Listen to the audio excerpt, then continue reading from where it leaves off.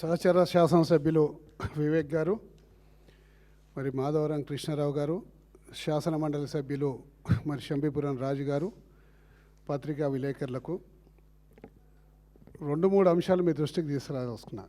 ముఖ్యంగా ఫ్యూచరే లేని future city మీద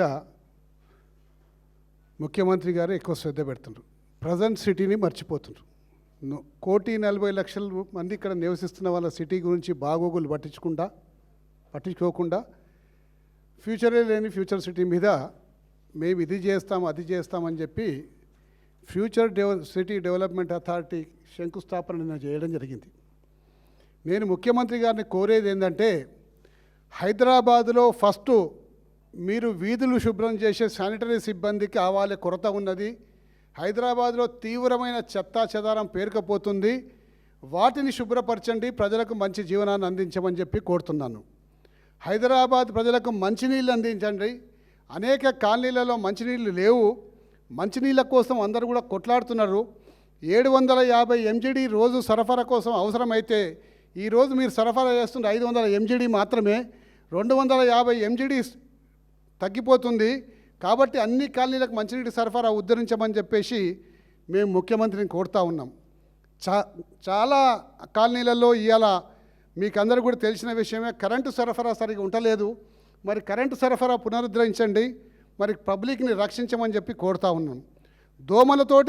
దోమలు గరిచి ప్రజలు భరించలేక దోమలతోటి అంటువ్యాధులు మరి లేకపోతే మలేరియా, డెంగ్యూ, చికెన్ గున్యా లాంటివి వచ్చి ఆసుపత్రుల్లో పాలైపోయి ప్రజలు ఆగమ్య గోచరంగా ఉన్నారు. కాబట్టి వాళ్ళని రక్షించండి. హైదరాబాద్ సిటీని పట్టించుకోండి. హైదరాబాద్ సిటీలో మీ ప్రజాప్రతినిధులు లేరు కాబట్టి హైదరాబాద్ సిటీని గాలికి వదిలేసి ఫ్యూచర్ సిటీ అని చెప్పేసి మీరు అంటా ఉన్నారు. కాబట్టి దయచేసి ఇక్కడ జీవిస్తున్న ప్రజలను రక్షించమని చెప్పి నేను ముఖ్యమంత్రిని కోరుతా ఉన్నాను. దీన్ని గాలికి వదిలేస్తాడు.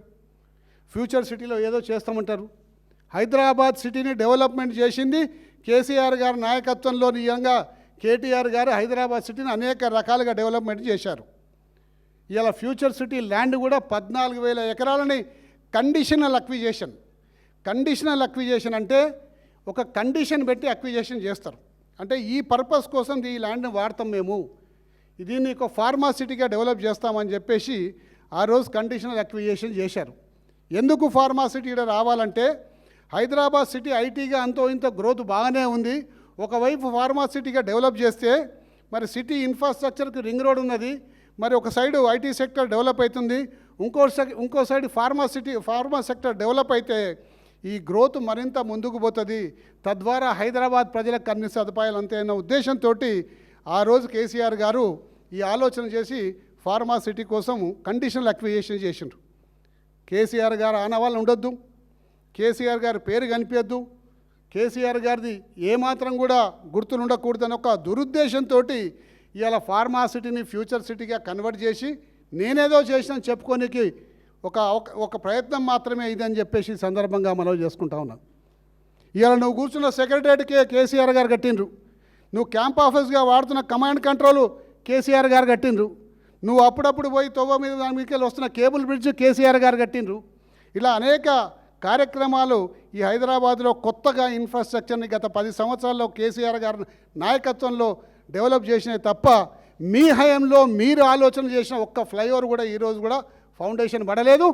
ఇప్పుడు టీఆర్ఎస్ భవన్ ముందర పడుతున్న ఏదైతే కొత్త డెవలప్మెంట్ ఉందో అది కూడా టీఆర్ఎస్ ప్రభుత్వం ఆలోచన చేసి డిపిఆర్ చేసి అంతా రెడీ చేసి పెట్టినాక ఎన్నికల కోడ్ రావడం వల్ల ఆ కార్యక్రమం చేయలేకపోతే ఇప్పుడు మీరు మొదలుపెట్టిండ్రు. దాదాపు 31 ఎస్టీపీలు ఇలా మీకు అందరూ మూసీ ప్రక్షాళన కోసం ఆ రోజు శాంక్షన్ చేసి 3,800 కోట్ల రూపాయలని కేసీఆర్ గారు రిలీజ్ చేస్తే 75% పనులు ఆ ప్రభుత్వంలో కేసీఆర్ గారి ప్రభుత్వంలో ఆ రోజు పూర్తి అయినాయి 2023 కన్నా ముందు. దాని తర్వాత ఈ 31 ఎస్టీపీలని మీరు రిబ్బన్ కత్తిరించి మాత్రమే ఓపెన్ చేసినారు. కష్టమంతా కేసీఆర్ గారిదని ఈ సందర్భంగా అమలు చేసుకుంటా ఉన్నాం. కాబట్టి ఇప్పటికైనా మించిపోయింది లేదు. ప్రజలు నివసిస్తున్న సిటీని మీరు ఒకసారి గుర్తించండి. ప్రజలు నివసిస్తున్న సిటీని మీరు డెవలప్ చేయండి. ఇక్కడ ఇన్ఫ్రాస్ట్రక్చర్ బాగోగులు చేయండి, మంచినీళ్ళు ఇవ్వండి, కరెంట్ ఇవ్వండి, శానిటేషన్ సిబ్బంది ఇవ్వండి అని చెప్పి మేము కోరుతా ఉన్నాం. కానీ జనాలు లేని సిటీని ఫ్యూచర్ సిటీని మీరు ఊహించుకొని అక్కడ ఏదో చేస్తా అంటే ఇక్కడ ప్రజలు చాలా అవస్థలు పడే అవకాశం ఉంటుందని ఈ సందర్భంగా మనవి చేసుకుంటూ మీ చరిత్ర 2.5 సంవత్సరాల నుంచి గమనిస్తూ ఉన్నారు ప్రజలు. అన్ని అబద్ధపు వాగ్దానాలే. ఇప్పుడే చూపెట్టిన ఫార్మాసిటీ రద్దు చేయమని చెప్పేసి ఇంత పెద్ద స్టేట్మెంట్ ఇచ్చిండ్రు.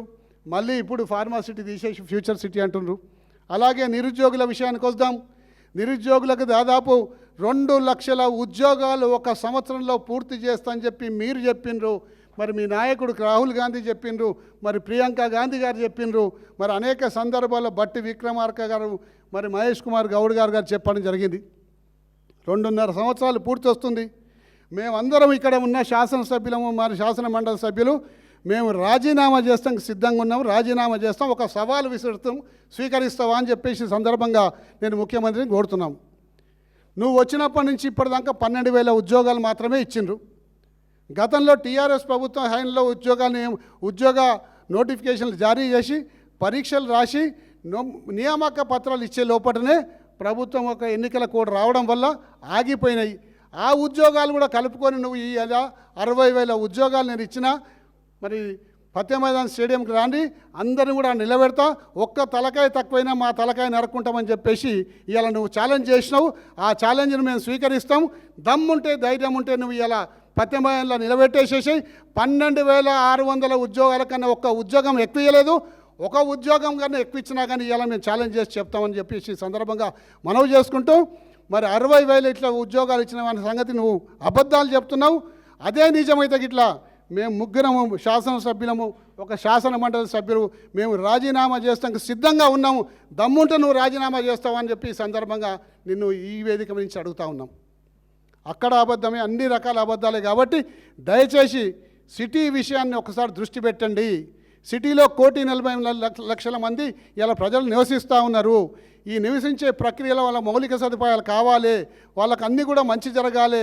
తద్వారా ఈ ప్రాంత ప్రజలు ఒక జీవన ప్రమాణాలు మెరుగుపరచాలని చెప్పి మేము కోరుతూ ఉన్నాం. కాబట్టి దయచేసి సిటీ మీద దృష్టి పెట్టండి, సిటీ ప్రజల్ని కాపాడండి అని చెప్పేసి సందర్భంగా కోరుతూ ఉన్నాం.